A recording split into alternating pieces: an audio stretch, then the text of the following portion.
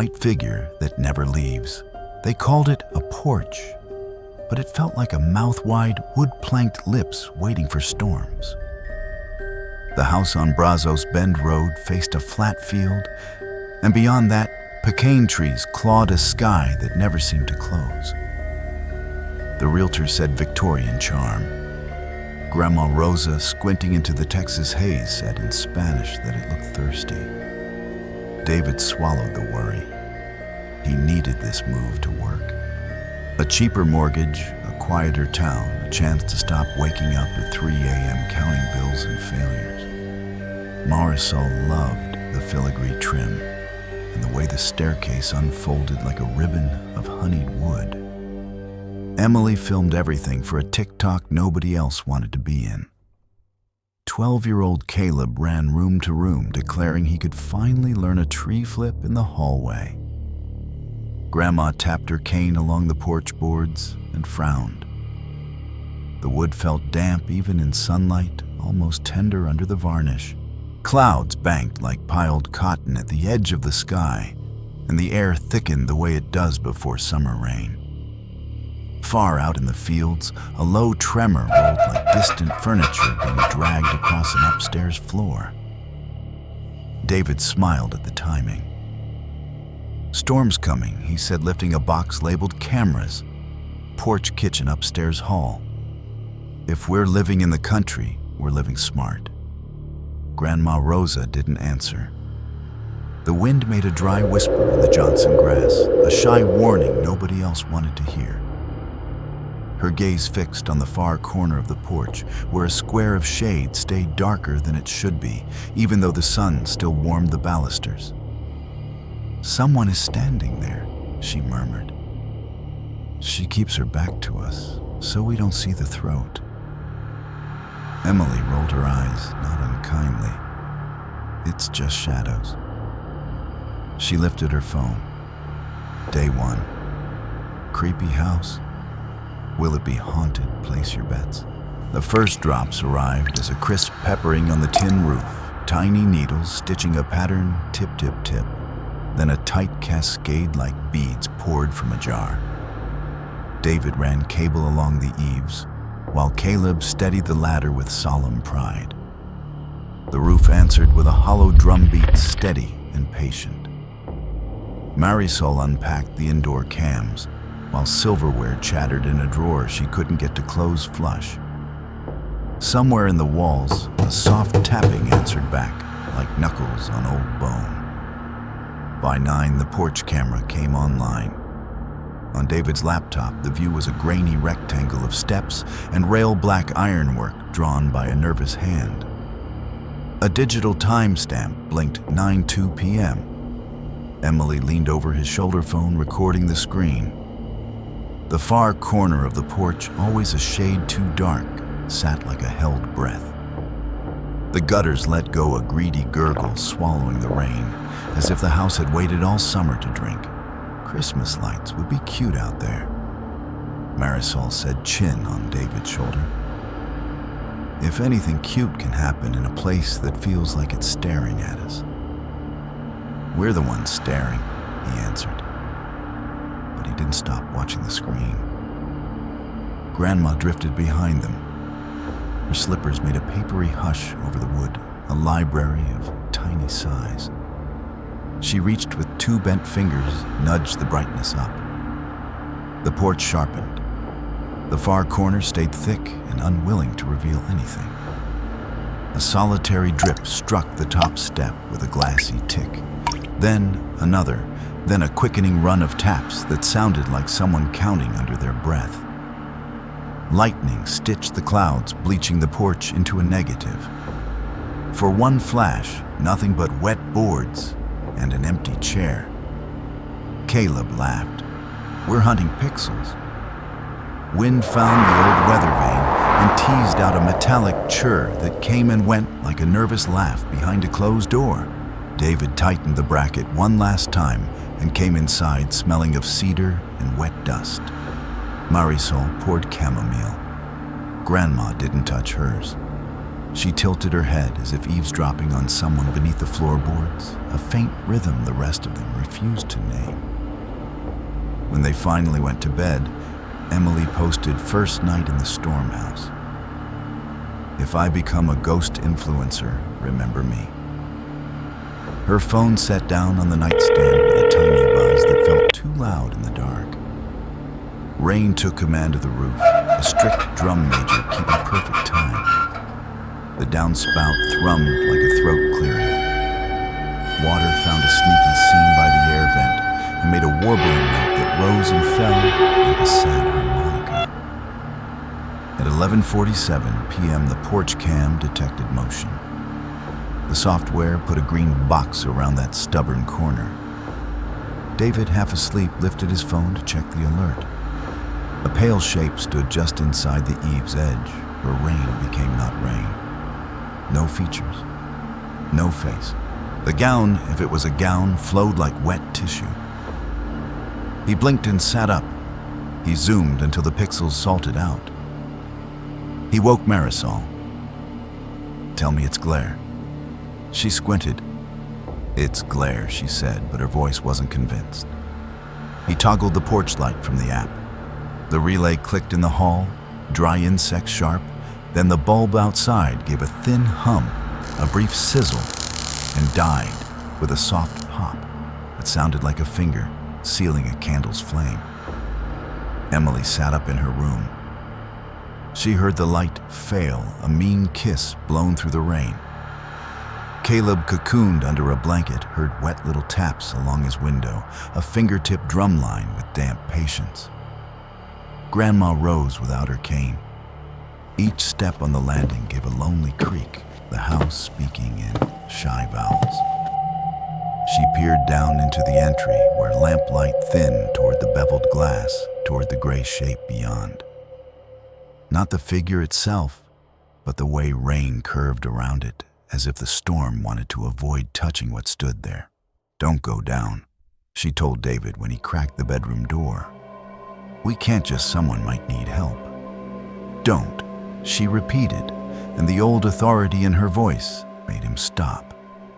Outside, the storm laid down a steady pause. The hinge surrendered with a plaintive squeal. On the phone screen, the figure remained. If it had a face, it was turned toward the door chin, dipped in the posture of someone waiting to be invited in. The timestamp rolled to 11:49. The porch mic breathed a low, damp sound, wind. David insisted only wind stitched with the faint rasp of hair being combed by patient fingers. Grandma's mouth tightened. "There's a girl underneath," she said. Underneath what Emily asked, her voice too bright.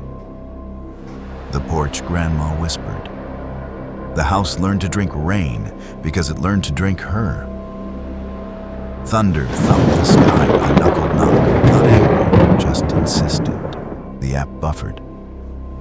For a single ghosted frame, Emily saw a dark seam at the figure's throat, a bruise-colored line like something once tied there and pulled too tight. The next heartbeat was filled by rain. Rain, a ceaseless hiss that sounded like 1,000 secrets shushed at once. The figure did not move closer. It did not leave. It simply waited, and the family, 5 people who had wanted a quieter life, stood as if they too had been nailed to the floor. David couldn't shake the image from the screen. That white silhouette on the porch, unmoving, patient, as if time didn't apply to it. He wanted to explain it, fog lens flare reflection from the neighbor's barn light. But there was no neighbor's barn, just fields, just rain. "Go to sleep," Marisol whispered, her hand warm on his arm. "It's probably nothing." But David didn't close his eyes. He kept checking the feed. The figure never walked, never swayed, never even rippled with the rain. It was just there like a smudge that belonged to the wood itself. Emily's bedroom door creaked open. "I can't sleep." Her voice was smaller than her TikTok personality. Caleb appeared behind her, dragging his blanket. "It's knocking." "What's knocking?" David asked. "The window," Caleb said. His hair clung wet against his forehead, though his window had been closed. He described the noise a soft tap. Tap, tap, each one slower than the last, as if a fingertip was dragging behind. Emily hugged herself. "I heard the porch boards creak," she added. "Like someone pacing back and forth, but the camera shows she never moved." Grandma Rosa lowered herself into the rocker by the stairwell rosary, wrapped tight around her fingers. The beads clicked with every tremor of her hand, a dry cascade of taps that tried to keep time with the storm outside. David forced a smile. It's an old house. Houses make noises. But even as he said it, he heard it, a slow, deliberate groan of wood underweight the unmistakable sound of a step taken on the porch. The camera showed the figure still in the corner. Marisol grabbed the laptop, rewound the feed 10 seconds. Look. For 2 frames, the figure wasn't just standing. It had tilted forward as though bending to peer into the lens. The rain distorted the moment with a hiss, a band of static in the audio like someone exhaling too close to a microphone. Emily backed toward her room. "I don't want to film this anymore." "Stay here," David said. His voice cracked. Thunder muttered low, a belly-deep growl rolled across the field and rattled the window glass in their frames. Caleb jumped. Marisol wrapped him in her arms. Then the sound shifted. From the porch came a wet rustle as though fabric heavy with rain was dragging itself across the boards. Grandma Rosa whispered, "She wants to come inside." David's jaw tightened. Over my dead body. They tried to sleep again. Around 2:00 a.m., David's phone vibrated with another motion alert. He ignored it at first, eyes glued to the ceiling. But curiosity dragged him back. He opened the app. Now the figure was closer, half the porch away. Its gown shone silver in the night vision. The face was still blurred, as if the lens refused to capture it. A steady dripping accompanied the movement, like water falling from a soaked hem. Drip, drip, drip. Each drop seemed to echo louder than it should, as if the house itself amplified it. David nearly dropped the phone when the audio picked up something else. A faint rhythm, wet and guttural. The sound of someone breathing through a throat full of water. He sat upright, his own throat dry. He shook Marisol awake. "It's moving." She blinked at the screen, then at him. "David, don't open the door." He didn't. He couldn't. His body locked, trembling. Morning came gray and swollen. The figure was gone. The porch looked empty, washed clean by rain. Only the boards at the corners seemed darker, as if water had seeped into them deeper than anywhere else. Emily refused breakfast. "I'm not hungry." Her voice was hoarse from whispering all night. Caleb poked at his eggs. "It's not gone." She was whispering to me. "What did she say?" Marisol asked gently. Caleb frowned. "Down here. That's all. Just down here." David pushed back from the table chair, scraping hard. "No, we're not doing this. It's just storm nerves, okay? This is our house. We're staying." Grandma Rosa looked at him with eyes pale from cataracts. "You'll stay, yes. But she'll stay too." At that moment, the wind pressed against the house with a hollow moan, like a giant sighing into their walls. And all of them, 5 people who had never agreed on anything, fell silent because it no longer sounded like wind. It sounded like a woman breathing just outside the door. Daylight should have made the house safer, but it didn't. It only showed the stains. The corner of the porch where the figure had stood carried a darkness that hadn't dried with the morning sun. The boards looked swollen like flesh left too long in water. David crouched and pressed a hand against the wood. Damp, cold. It felt almost like skin. He pulled back fast. Marisol came to the door. "Don't touch it. I was checking for rot." His voice was too sharp, too defensive.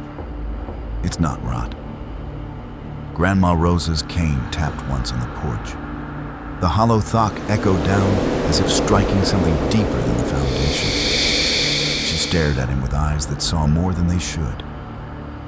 "It's her." David refused to ask. He carried the toolbox inside and busied himself with screws and locks. That afternoon, Emily decided to film a house tour to distract herself. Her voice was bright for the camera, but her hands shook. "This is the kitchen," she said, panning across cabinets that hung slightly crooked, "where Mom will make arroz con pollo and Dad will burn toast."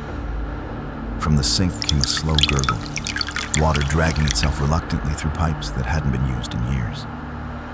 Emily frowned. That wasn't me. She turned the faucet handle. Nothing came out. Instead, a faint bubbling rose from the drain, like someone breathing through mud. Emily stopped recording. She set the phone down. When she looked back, a wet handprint gleamed on the edge of the sink. Too small for her father, too slender for Caleb.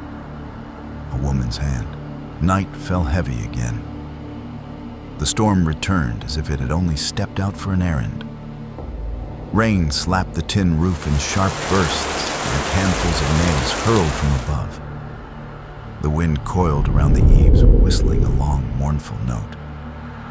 David checked the porch cam. The figure was back. Same corner, same stillness. He set his jaw. "I'm not letting this run our lives." At 10:15 p.m., he took a flashlight and stepped onto the porch. Marisol hissed at him through the door, "Don't you dare." The beam cut across the boards, shining through the rain. The figure wasn't there, just wet air in the far corner sagging under water weight. David laughed nervously. "See nothing." Behind him, the door shuddered in its frame as if something unseen had pressed against it from the inside. Marisol cried out. David spun around. Nothing. But when he turned back, his light revealed it. A pale girl crouched against the porch rail inches from him, hair streaming wet across her face. He dropped the flashlight. It spun the beam, cutting across slick wood. By the time it stilled, she was gone. Inside, the family gathered in the living room, the storm pressing in from all sides. Caleb whispered, "She touched me last night." David's head snapped. "What do you mean?" Caleb lifted his shirt. Red streaks raked down his side. Not scratches from nails, long dragging gouges, as though someone had run wet claws across his skin. Marisol covered her mouth. Emily began to cry. Grandma Rosa's voice was almost kind. "She's not finished. She's only starting."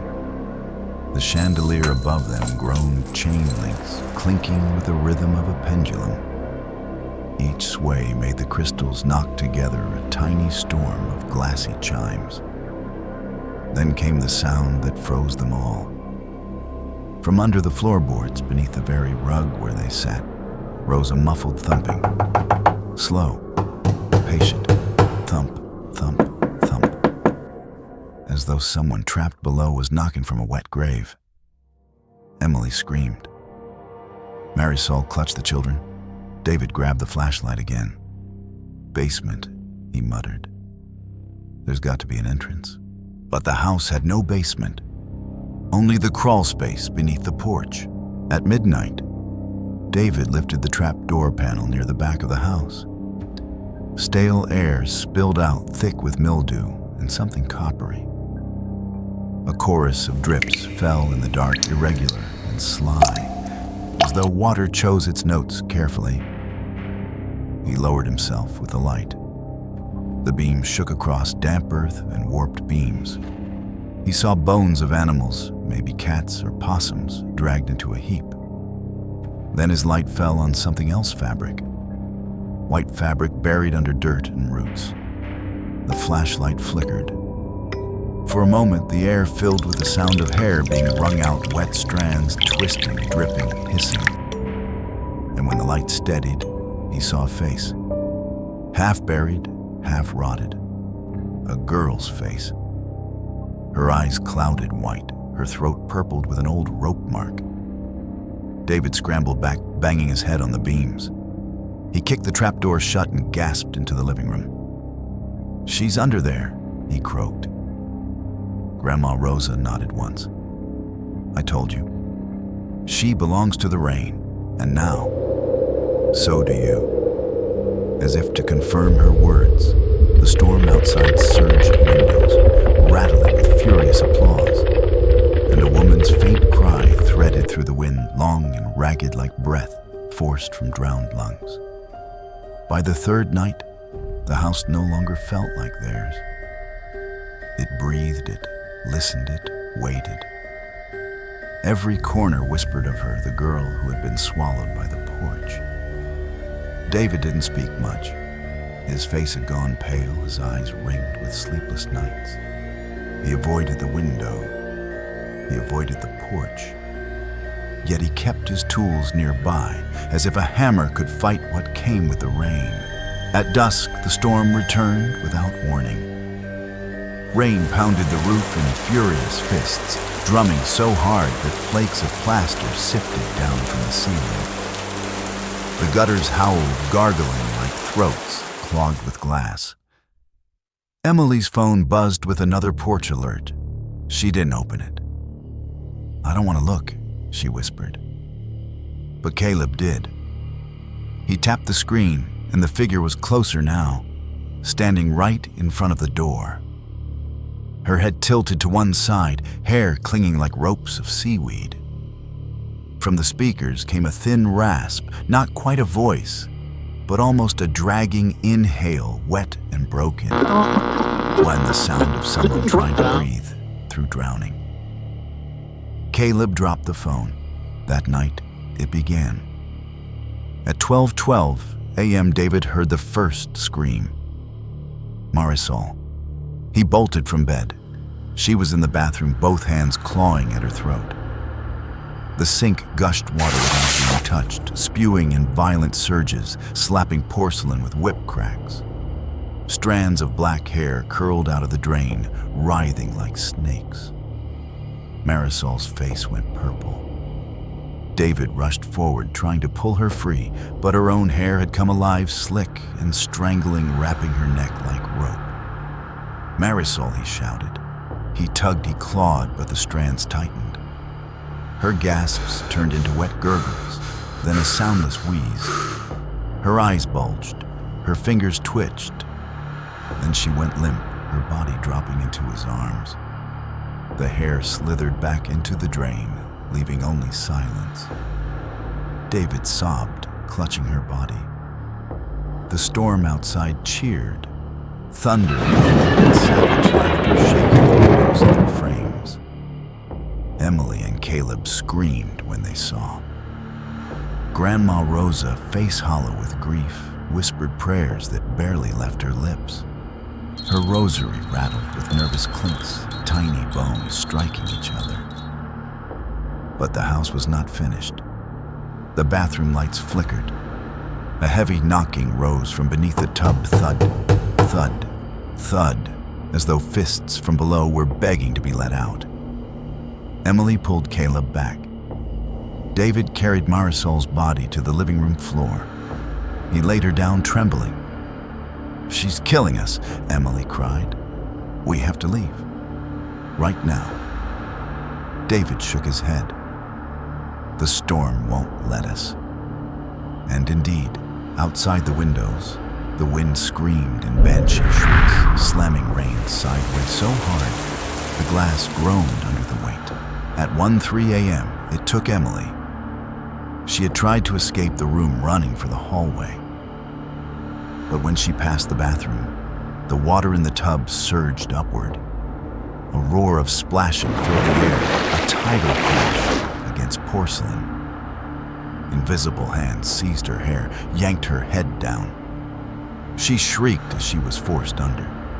The muffled thrashing of her screams came through the water bubbling, breaking, then silenced with a dull final glug. David and Caleb pounded on the door, but it was locked. By the time David smashed it open with his hammer, the tub was calm, filled to the rim. Emily floated face down. Caleb collapsed to his knees, sobbing. David lifted her from the water, but her lips were blue, her body limp. He screamed until his voice broke, but the house swallowed his cries. The storm outside mimicked him, sending back howls of wind that bent the pecan trees nearly in half. Caleb was next. He had run to his room, hiding under the bed. David searched, calling his name, but Caleb's answer came in screams. The sound was horrific, skin tearing flesh, ripping each screech, matched with a sharp rake of claws. David threw himself into the room. Under the bed, shadows writhed. Caleb's body was dragged out, chest and arms, shredded by invisible nails. Blood sprayed the carpet. David fought, pulling his son into his arms, but Caleb's breathing rattled shallow and broken. A thin whimper escaped him, the cry of a small animal dying in the grass. Then silence. Only Grandma Rosa and David remained. She sat in her rocker, eyes gone milk white, staring at something only she could see. "She's here," Rosa whispered. "She's standing in the doorway." David turned hammer in hand. The figure was there. Soaked hair, black rope's gown, clinging to her thin body. Her mouth opened in silence, then slowly stretched into a scream no human throat should carry. The sound was unbearable, a shrill, waterlogged wail that pierced walls, rattled glass, and bled into every corner of the house. David's hammer dropped from his hand. The storm swallowed the house whole. The storm didn't pass. It sat heavy on the house, a blanket of thunder and rain that refused to move. The family was broken.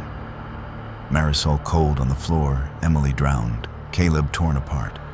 Only David and Rosa remained. David's hands shook as he pressed them against his face.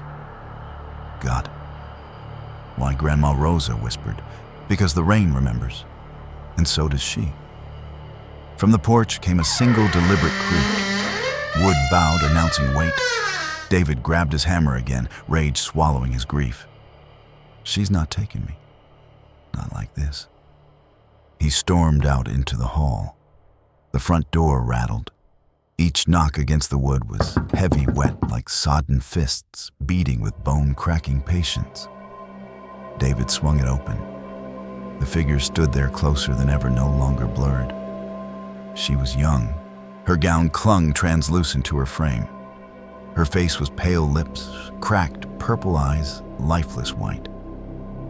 For the first time she spoke. Her voice wasn't loud. It was soaked, drowned gurgling. "Come outside." David raised his hammer. "Never."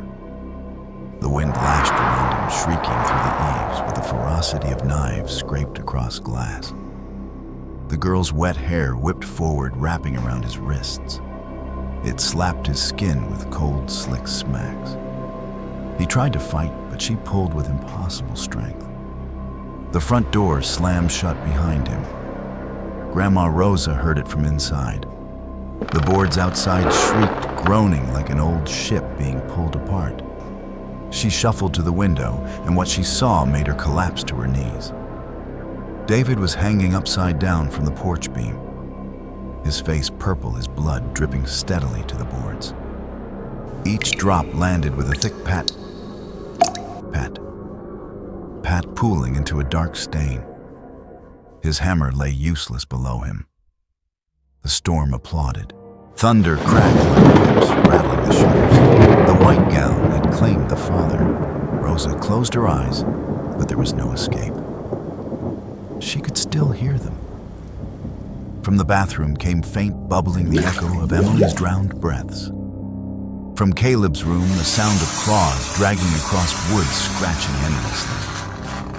From the hall, the tight rasp of Marisol's strangled gasps. The house replayed their deaths over and over. She clutched her rosary, whispering prayers through sobs. But then silence. Too much silence. The living room grew cold. Rosa's breath fogged. She turned her head, and the white gown stood inside, now dripping across the carpet. The girl's throat was still bruised where the rope had been tied. Her lips parted, but no voice came. Instead, her hand reached forward. Fingertips brushed Rosa's eyelids. A sharp hiss filled Rosa's ears like steam escaping a kettle. When she opened her eyes again, the world was different. Her vision was white-clouded. She could no longer see her family's faces, only their shadows. And yet, she saw the ghost perfectly. Clear, always. Rosa screamed, clutching her eyes. But it was too late. The spirit had left her alive, only to carry the curse. By dawn, the storm finally passed. Police arrived, called by neighbors who had heard the night's thunder and screams. They found the house silent, drenched, broken. 4 bodies. David hanging from the porch beam. Marisol strangled in the bathroom. Emily drowned in the tub. Caleb torn to ribbons on his bed. And Rosa alive, rocking in her chair, her eyes pure white. She whispered to herself, sometimes to the ceiling, sometimes to the porch, she's still here. She never leaves. That night, the security camera feed uploaded automatically to the cloud. The footage showed the porch empty at first. Then the rain began again. Drops pattered onto the lens tap. Tap, tap. The wind moaned low, curling around the frame. And then there she was, the white gown, standing perfectly still, staring at the front door. Her face blank, but her eyes locked on the camera. She didn't move. She didn't fade. The timestamp rolled on. The last frame showed her still waiting.